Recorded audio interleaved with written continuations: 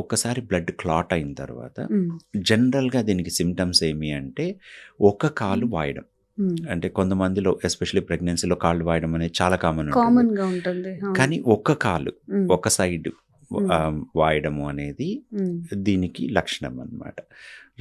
కొంతమందిలో కాలు వాసిన తర్వాత ఎర్రగా ఉండడము, నొప్పి రావడము, హ్మ్.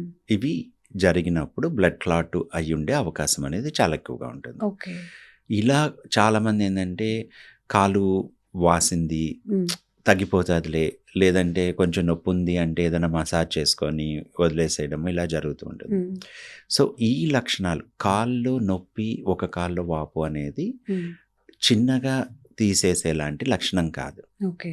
సో, ఇలాంటి లక్షణాలున్న వాళ్ళు ఎర్లీగా డాక్టర్‌ని సంప్రదించడం అనేది మంచిది. హ్మ్.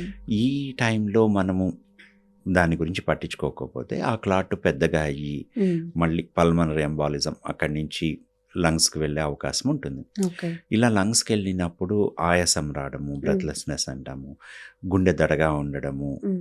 ఏదో గాబరాగా అవ్వడము, ఇలాంటి సడెన్‌గా సింప్టమ్స్ వస్తాయి. హ్మ్.